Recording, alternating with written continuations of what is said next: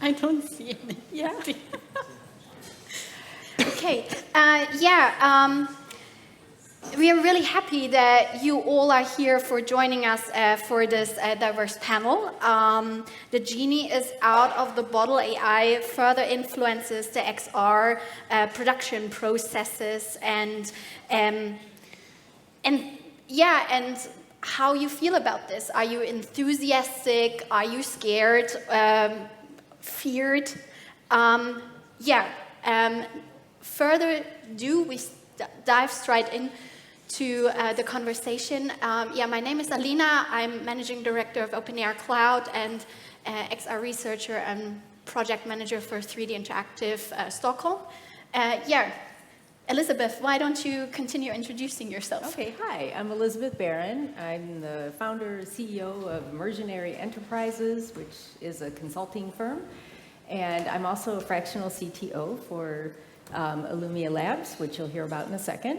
And I've also had a long and storied career at Ford Motor Company, leading immersive XR for product development, and also worked at Unity as the lead solution architect, leading the solution architect team for that. And so, lots of experience in immersive and some experience deploying AI. And I've been a fan for a long time, so I'm excited to be here to talk about, I'm more enthusiastic than worried, but we'll get to that. Yeah, Alan, why don't you continue introducing yourself? Yeah, for sure. Hi, everyone. My name is Alan Tay. I'm the CEO and co-founder of Illumia Labs. So Illumia provides the digital human instructor in the immersive environment to replicate the interactive sessions or interactions of a live trainer. So basically the digital human, in other words, in the digital twin or in the XR is able to provide the training, evaluation and assessments of the human learners. So that's where the XR, AI and XR converge. I'm happy to talk about this, happy to be on the panel, and most of you may realize I am the taller flash here because I'm surrounded by the well-versed ladies here. And last but not least, times are changing, girls' power. Good afternoon, everyone. My name is Anne Bajar. I'm Deputy Head of Unit at the European Commission. In the unit, Immersive Technologies, Digital for Culture and Education. I'm basically one of the people who worked on the recently published communication on virtual tours and Web 4.0 that probably you all know by heart. New processes and methods for communication are being enhanced or formed around sensational array of technologies that have been around for centuries, actually, but mostly in the lab, and all the scientists are not now drawn into the light. And such as Stable Diffusion, image generation, large language models, as we all know, ChatGPT is all on vogue and arrived in our XR content creation processes. And high visual quality headsets also make it easier and how we enhance the production processes. So just as a quick intro,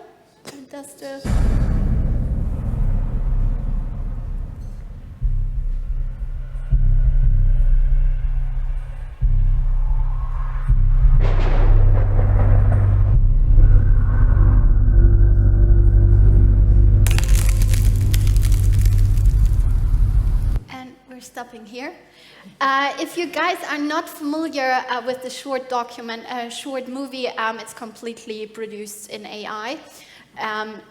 So AI arrived not just only in filmmaking, as we all heard about the writer's strike and production strike, but also in our XR production processes.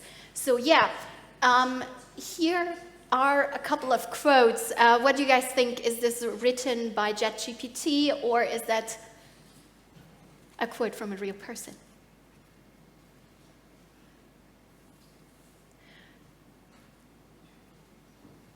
Okay. No answer? Yeah, correct. Yeah, and I think it actually visualizes and it taps the nail on the head, as it's not just only for movie making, but how one can be enhanced and become part of the narrative and the experience. Yeah, and there's, according to Gartner, actually 60% of the data required to create AI and analytic projects will be generated synthetically by 2024. So AI not just only arrived in production, but also in our industry. So I'm really happy to be here with this panel today. And Elizabeth, you've worked with Unity, but also for quite some time with Ford. So you got quite some experience on how AI, but also XR enhances production processes in heavy industry, but also for manufacturing. Could you tell us a bit what are the challenges, or the opportunities here for that industry? So I think if I just start with challenges, I'd say it's around acceptance of the technology. So I used to say at Ford all the time, this is not a technology problem, this is a people problem. And I love people, you are my friends. But it's very frustrating when you have technology that's ripe and ready, and a user base that is either afraid or uninformed or whatever it might be. And I know that sounds like I'm going negative, but I guess challenges can be perceived that way. But the thing that's good is these challenges are opportunities. So if you turn that frown upside down and you think about what can you do, I think about the studies that we were leading at Ford and the amount of immersive work we were doing. So the year that I left Ford, I looked at all the studies that we were doing in an immersive environment. And I went to Ford and went to legal people and said, what can I talk about? What can't I? What can blah, blah, blah. And so what I can say is that the last year I was there, which is full year of 2018, we did in one lab about just under 800 studies in one lab. And if you think about 210 working days a year, that's a lot of studies. And so the lab was open like at least 12 hours, sometimes 16 hours a day to accommodate how many people wanted to use the lab.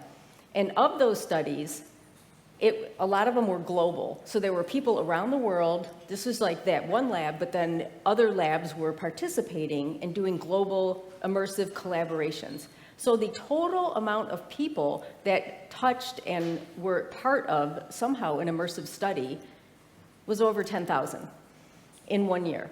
That's a lot of people. That's a lot of experience. And I guess what the opportunity is, what could we learn from that? So the challenge is we didn't, but people learned things, those 10,000 people learned things, but there was a chance through AI to learn and to impart knowledge across the company to people that need to know. So we could have provided information and context to a huge group of people. 10,000 people turns into 100,000 instances or 1 million instances, right? I mean, it's enormous. And so the benefit that AI has to really just glean data and do some machine learning and say this spot of the vehicle has a lot of issue, lots of people are looking at it, this is what they're looking at, and then flag other people that need to know to bring those worlds together. So I just think I could go on and on. I'm gonna stop because I could just, but the amount of studies and the amount of ability to bring people together is enormous. And so the final thought I'll leave on this little area, this little topic is, if I am in somehow an artist, and I am creating something that, and my whole world is about like color, beauty, style, and somebody from engineering comes to talk to me. My eyes glaze over, I couldn't care less. They show me a spreadsheet, I'm like, snooze fest. It's not my world, and I don't relate to it. But if you can, through AI, bring me some data, either like in person or through like an immersive environment or through AI, and say, this area needs some attention, and the color doesn't look right anymore because the body moves out and it's in shadow, and that your intended design isn't really going to be delivered like you designed it. That has my attention. So I think there's a lot of potential for AI to provide you with information that you can consume based on your experience and your mindset, and not the person's mindset that is delivering the information. Going even further and diving into some of the tech issues that not just only exist in manufacturing and heavy industry, but also in production processes in general, due to the convergence of industries and production cycles, so to say, the lack of, for instance, data processes that are not existing, for instance, BIM and 3D data. How do you also see that when it comes to training? And could you dive into some of the issues that are also for training, but also for production with AI, and how not just only be scared, but how to make value and use it to enhance our production process to be more efficient, actually, rather than be scared? And could you share a bit of that, and also some of the Singapore framework that you mentioned about? Yeah, no problem. So the training actually is quite similar to what Elizabeth has touched on, is the people to embrace it. And for the past 20 odd years, I have been coming in from the aviation and aerospace industry, whereby it's very labor intensive for maintenance and stuff like that. Normally, the training for all this would require about 1 to 3 or 5, at least. With the global retirement boom, there's a big shortage right now. It's hard to train so many people. So as what Elizabeth, you have mentioned, is that we need to spread it. So the AI that is being developed is able to learn all these habits, all this knowledge in a contained environment. Just for information, when we're going to use the word generative AI, it does not necessarily mean it's only ChatGPT. Reason is because ChatGPT is a language, and generative AI, there's multiple streams of it. And one of it that we envision, and actually it also brought up in the Singapore AI framework, was that it's got to be human-centric. So all the AI has to be human-centric. So what it means is human-in-the-loop AI can be also generative. When that is the case, humans are in charge of the training, but instead of you individually passing the knowledge over, the AI will imitate from you, and the AI will train you and do the assessment.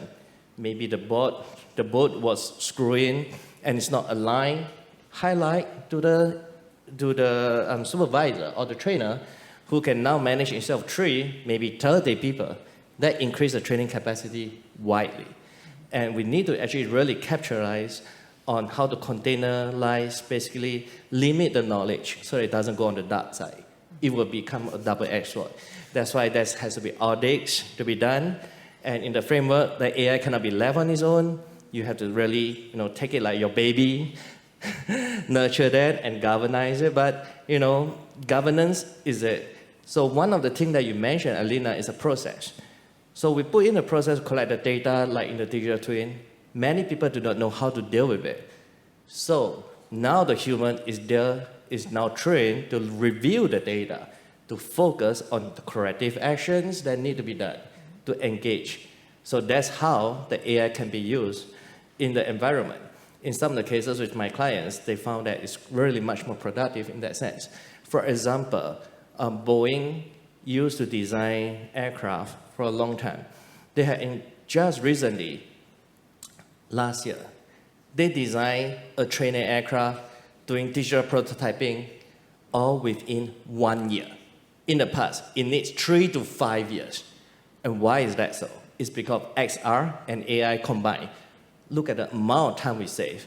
So that is the tremendous positive effect.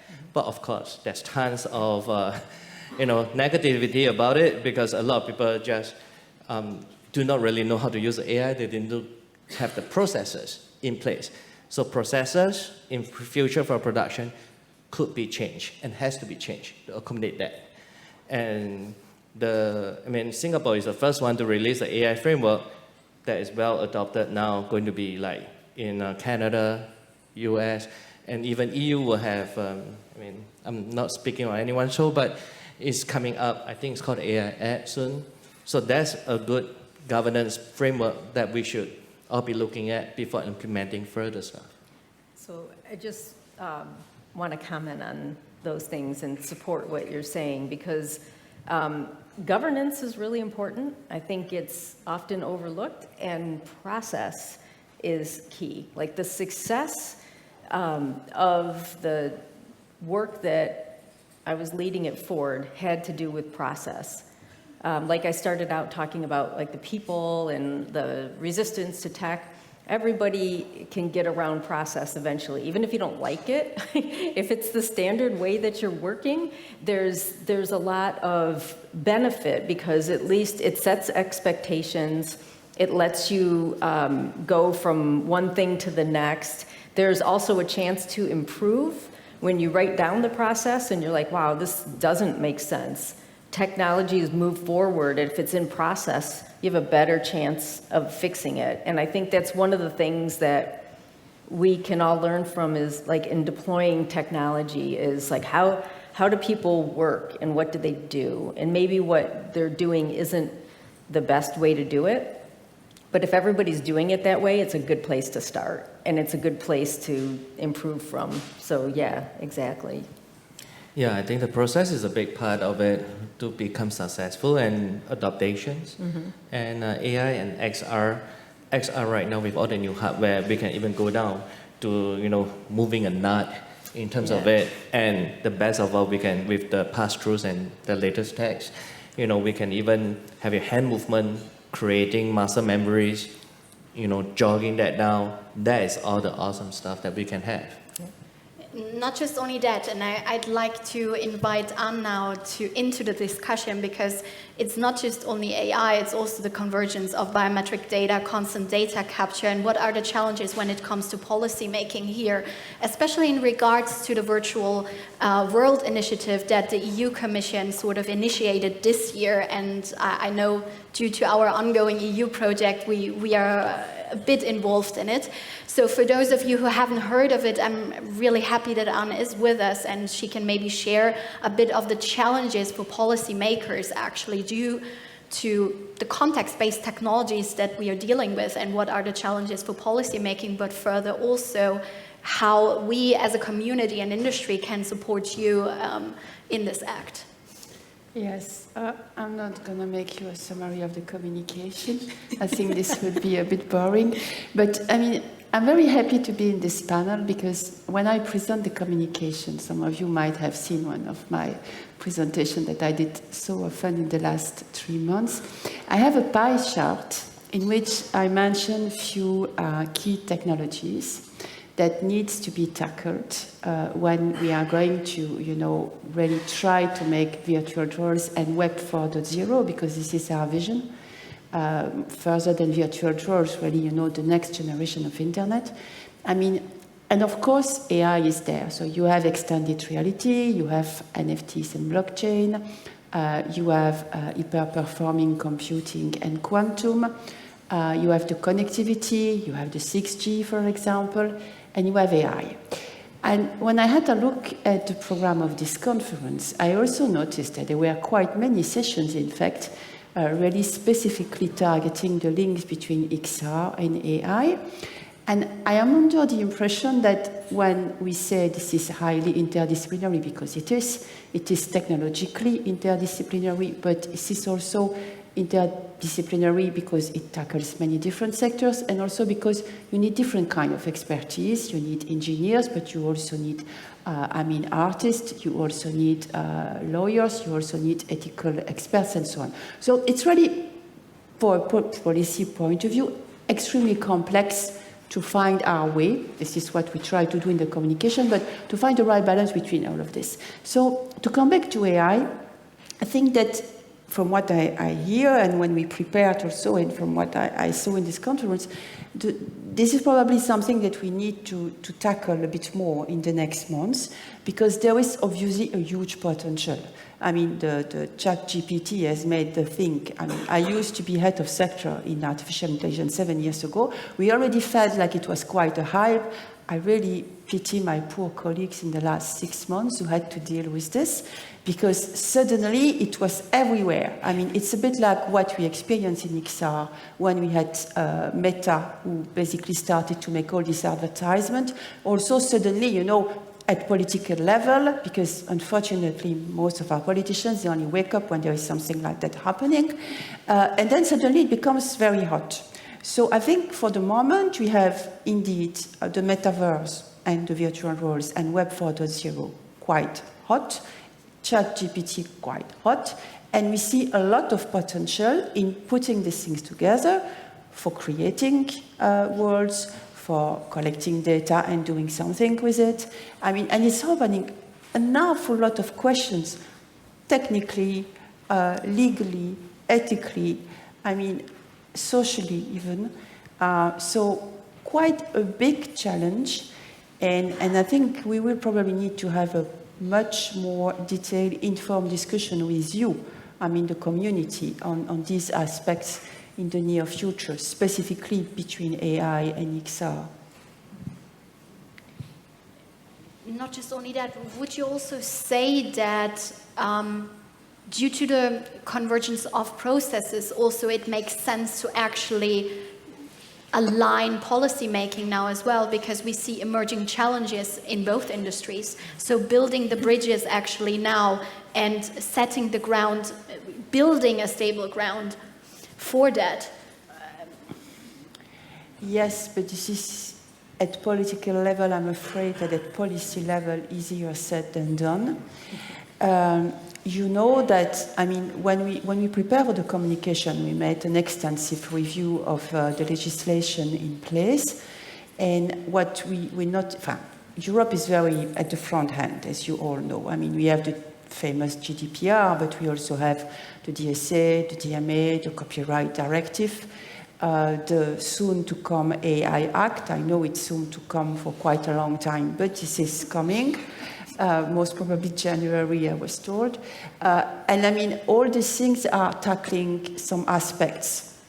I don't think that you can expect necessarily at EU level an additional regulation. I think we need, as you said, to build bridges and to make sure that things that might rise from the use of both AI and XR at the same time are well covered by this constellation of things. And where it's not covered, we will probably have to analyze and to put new legislation in place at one point. I think it's not going to be done in the next 6 months, but this might come, yes. So it's convergence, yes, but at the same time, it's also using what is in place, because the EU can be sometimes a complex process. I want to add on something on this note here. You brought up like GDPR here for the privacy side. With the AI assessing, like, because it's generative AI, and then assessing, you know, personal data as well, because, you know, some of the items in the training or learning, or even in a workplace environment. So, you know, there's a lot of overlaps. Is there possibly some other governance or suggestion on the policy side that you guys will be, you know, looking at converging some of the act, because there's so many that they have to follow already. So in order for them to embrace that, we don't want to be over-regulated. That's one thing that we have to be concerned about. Fully agree. I mean, today, basically, there was a session at the European Parliament about a report that the jury committee is preparing on basically the future legislation for virtual tours. So this is going to be the first seed to a long process where we are indeed going to analyze all of this. I mean, I read the draft report, and indeed, for example, what you say, and many other legislation are mentioned, and the links and the gaps and the things. So honestly, for the moment, it's very much work in progress. Also because it's not, we have quite a lot of virtual tours per se, especially, I think, in industry, in manufacturing, linked to digital twins, in the creative sector as well, when it comes to games, entertainment, maybe cultural heritage, tourism. But it's not like, you know, it's also what makes these things difficult, is that we need to analyze something which is existing without clearly existing yet, if you see what I mean. So one of the actions of the communication is also about launching sandboxes, regulation sandboxes. So this is the idea of really having these places of experiment in certain member states when people will be able to test, I mean, their devices, their applications, a bit free from the legislative constraints, so that we can really practically identify where the gaps are, where maybe there are things that needs to be adapted. So that's also something that will come in place hopefully in the next year. And I think that should help also somehow for also the issues of AI and XR. Will also the aspects of public and private spaces be part of that aspect as a layered sort of policy angle? As you know, we are dealing with two different contexts here. As an example, you have manufacturing on one end that probably one is dealing with sensitive data, same on a city scale level when you deal with heavy infrastructure, BIM data levels, and also electricity, water, all these stuff that are being digitalized into the digital twins. But on the other hand, you're also dealing with public places, so to say, public use cases for that intersects with education and also learning. That is that part of that, or? I think it's very much work in progress. So it should be, yes, but it's not like. You know, the communication was not the end of something, it was only the beginning, I'm afraid. So we still have quite a long way before we answer all the questions. But yes, these two aspects are there, we should not ignore one. It does bring up an interesting explosion of what these technologies can do. And if you think about like vehicle-to-vehicle communication, and digital cities, and all of the work that's going on to support autonomous vehicles, and the AI that's needed for that. And then you think about the training for the way that those vehicles need to be thought about as far as how they're designed, what features they have, what people like, why they like it. You can see that it's so interconnected, and the promise is so big. It's really an exciting time to be like in this industry, like thinking about the immersive aspect, which we're all here in awe, and we have some awe about this tech, right? But it's also about how do we get all of that information consumed to us in a way that makes sense. And it's fantastic. And the thought of being able to get that data, get it in context, and then be able to take an autonomous vehicle ride and understand what the smart city could do. And then I can develop a vehicle better when I know what kind of inputs I can get and how it might manifest to somebody that's enjoying that ride. it's pretty great. Yeah, I think that's an awesome one. And then I want to applaud like the EU for having like, setting up the sandboxes, because having the sandboxes is actually help for development of the industry. In an example, like for example, the autonomous vehicles, because of the mesh network that's required. However, I just came from like Korea or even US. They're all talking about, the cybersecurity portion of it. Mm-hmm. So, because there's some cases whereby the smart cities is all about, have you got it encrypted and stuff like that. Mm-hmm. So there's like zero trust going on. Do we need to go to that extent in the public side? Because if we can fit within the sandbox and try it, and it runs both ways, like for the commissioners as well as the manufacturer, you can have your data, and then the commissioner also know, am I over-regulating or am I not? So those are actually quite good points for us to try on. I think the industry have a big part to play on this one, is that within the XR, we can simulate and we can provide a lot of all those inputs as well into that. So that could be done initially as well. How do you guys make also, one aspect is also to make full use of the data you have, right? Mm-hmm. It's also how to be more efficient in the process. How do you use that directly or apply these methods by converging XR and AI? So the useful data that's being collected right now is, we try and limit it on the scenario base, because rather than have it on the widespread, on the digital twin base, then it's based on the scenario that's required right now. And there's one more item that the AI always need to do in terms of generative AI, is we need to actually understand whether it's good data or bad data. Mm-hmm. It's a double-edged sword. So who makes the decision will be the subject matter experts, right?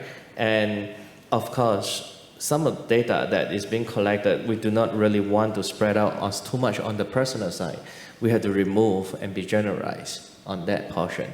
Of course, have to satisfy the commissioners as well on the security privacy side as well. That encryption of the data, and for us to retrain the models, there has to be continuous reliability and repeated assessments on that. And I think that is one of the key points that every company doing the adoptions will need to follow and keep it in terms of it. Mm-hmm. Yeah. And as we are here at a community event, an XR industry event, obviously it's a huge task that you put on yourself with the Virtual World Initiative. How would you like to involve the European XR community and also some of the studios? Are there plans for the EU Commission to directly make use of the knowledge we have, and how to link the initiative and also the policy making with to also make it more applicable? Well, we tried already to involve you as much as we could in the last 1 year of preparation. I think we had quite many meetings with many of you. We had a call for evidence where we received nearly 300 contributions from all over Europe. So I think that's something that we need to keep on doing. We also liaised with the citizens for the first time through a new system which is called the Citizens Panel, because I think that's something that we all agreed. It has also to be, about the people at the end and what they want, not only about the technology. So I think we had really inputs from different kinds. We also have an industrial coalition, AR/VR industrial coalition, where we have now, I think, nearly 200 members. So it's industry from all over Europe, where we can really discuss about the future, about what is needed for the industry, and so on. And hopefully this coalition will also be the first seed to a partnership, a public-private partnership funded under Horizon Europe, which is basically also a tool, an instrument that the European Commission has to put together. So it's a kind of contract, it's a memorandum of understanding between us, the Commission, and all the stakeholders represented by one association. And then we commit to work together to define the priorities. The policy priorities, but also the research priorities. I mean, the research agenda. All the things that needs to be done, and so on. So hopefully this will materialize. It's one of the action in the communication as well, because we really need to involve you all. I agree. I mean, this is extremely important, and that's why I'm so happy also to be in events like this one and in a panel like this one to listen, because it's on my only way to really, unfortunately, I'm not doing fun research anymore. So I can only listen to you, and try to capture, what are your main problems, and also what are the solutions that you think could be applied, because we don't necessarily have the answer to everything, far from that. So a lot of work to work together, definitely. Yeah, as mostly it's an issue with current standards is, yes, you have universal standards, but then there is not really a requirement. Like with GDPR, you need to be aligned with these things. And this is also some of the issues that we see emerging, and would be interesting to see also how required is it. For standards, we will definitely need you, because, we can, set the tone for standards and interoperability. We can put it high on the agenda. We can say, look, this is super important, we need to work together. But at the end of the day, I think it's the industry who is defining, it's the industry who is representing, the views of Europe in particular in different bodies, and God knows there are many bodies dealing with metaverse standards, whatever it means, because as if it would be only one standard for the metaverse. But anyway, another discussion. It's just that, that we need also to work very closely, definitely. So I assume you're already in contact with those very entities to make sure that... We try to, but I think we will really need more contribution from the industry in general on this, because unfortunately I think the burden will be mainly, in my position, I'm unable to go and to defend a technical standard in any standardization body. I guess it's then also an invite to the community the next 2 days to get a hold of Anne. Yeah, you can come and bother me. Yeah, you never bother me. I'm always happy to talk to anyone. Yeah. So to quickly sort of merge into closing our session, and maybe also open up for some of your questions. Personally, I'm curious, how do you feel about these things? Are you scared, excited? Well, I've never been scared. When I was already working with robotics, then AI, and now extended reality and virtual worlds in the Commission, I've never been scared, but I have a technological background, so I think I just do really believe that technology can really help us. It can help the society, it can help us as individuals, as workers. It's part of a community, because at the end of the day, it's what we do with the technology that matters. It's not the technology per se. Even a knife, in prehistoric times, it could be used for many different reasons. I think it's the same for AI and for XR. Yeah, for me, I think it's about time that we move on. It's the next era of the revolution, right? So we got to embrace the technology, same as how we embrace autonomous vehicles. That's onto the roads right now in San Francisco, roaming all over the place. So that's what we need to have. And now is a new era that we need to work with the regulators on how to make this a reality. So we would love to work closely with them. So I am very excited about the future. I think the technology that we have, like I said at the beginning, is, fantastic, and we're not necessarily using it to the best of its abilities.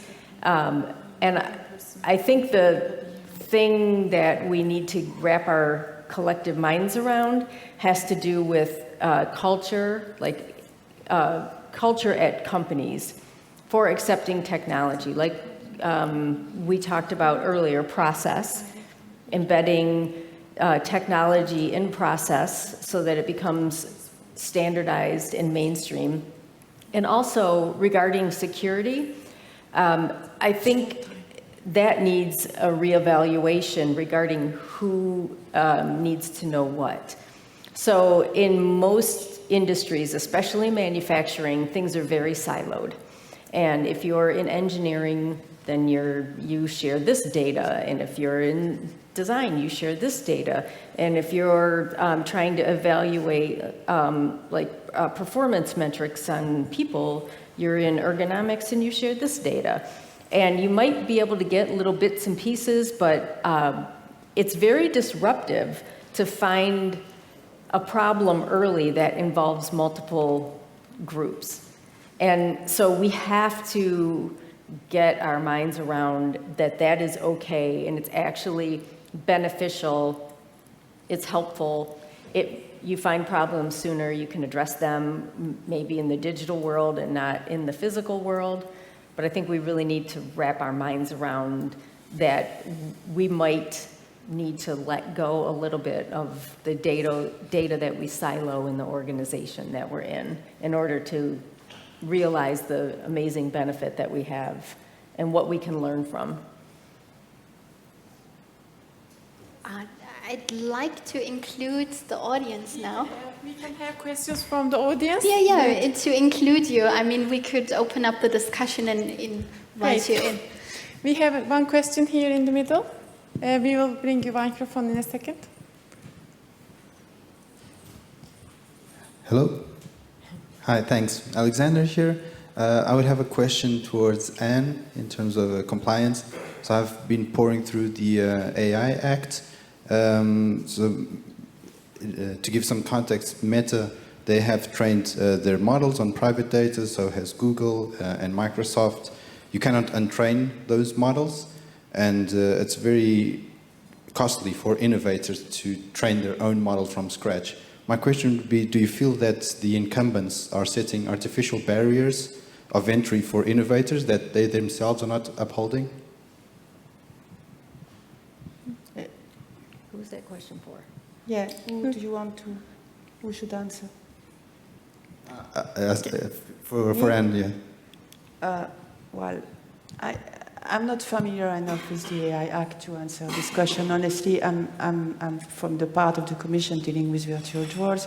It's some of my colleagues dealing with AI Act. So I don't want to say something here that would be not totally right or especially as this AI Act is still under discussion and this is highly sensitive at political level for various reasons, probably including the one that you mentioned as well.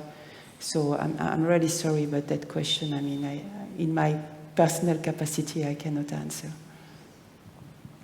Yes, we can. All good, thanks. We can have more questions.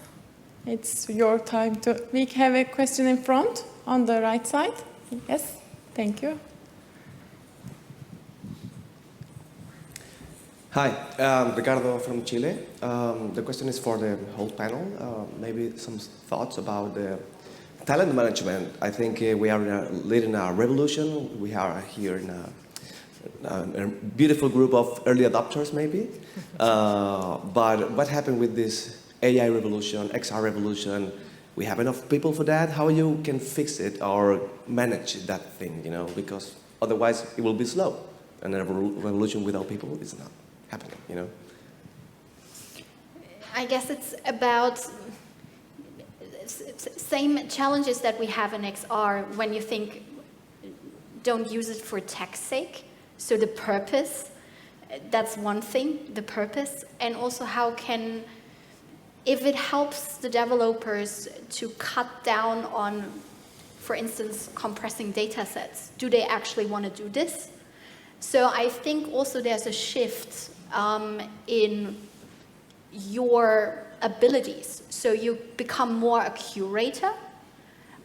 Do you really want to move pixels around and compress data? I mean, if AI can do this, it cuts down half of my production time that I could use for something else, actually. So maybe we should have a shift in mind a bit to really also question the way we've been working up until now and embrace it rather than restricted, because I mean, the genie is out. Neither way, it's coming.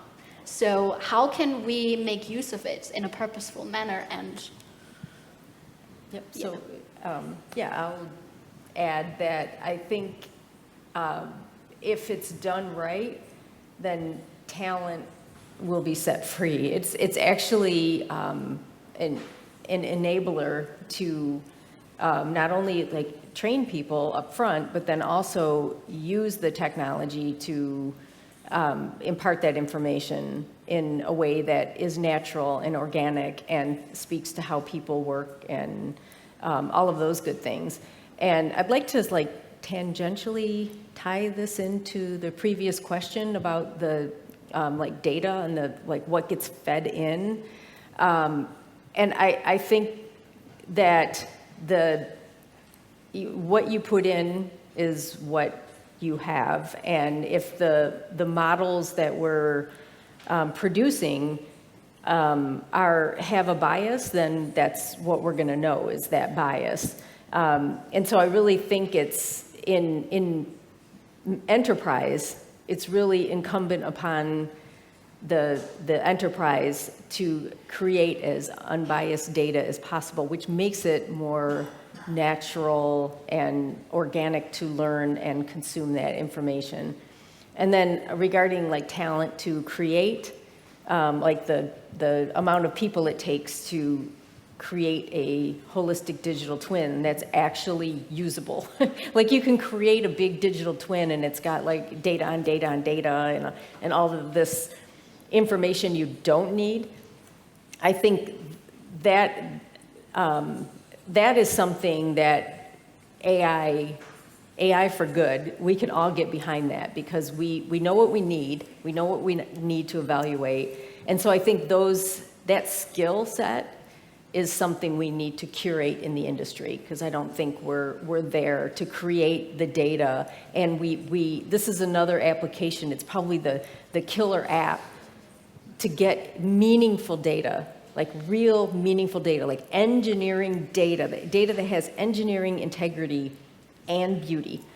And I think we have AI that can help us and we can learn what that is, but that the talent to make that so, I think is something we need to cultivate in the industry. Yeah, I just want to add on a bit is like, when you mentioned about to the next step, the trending forward, a lot of it, I mean, earlier on there was another speaker, Amy is here as well, I'm going to use your words, is a mindset. A lot of it is a mindset to embrace it, but it's also the mindset to train you on how to use a tech. Right now, we're just on the starting. Okay, it's just the tip of the icebergs. So what we need to do is we can train up people. The education system, the ecosystem has to step forward and has to work together for this industry and this trend. The next thing we know is like the autonomous vehicles on the roads don't come overnight. It's a whole ecosystem of about 10 years in the making, right? Mm-hmm. And what that means is how do they stay forward? Is they, train and educate people in that area. And we need to have a lot of the enterprises are already having innovation units and having mindsets to have it in small little pockets.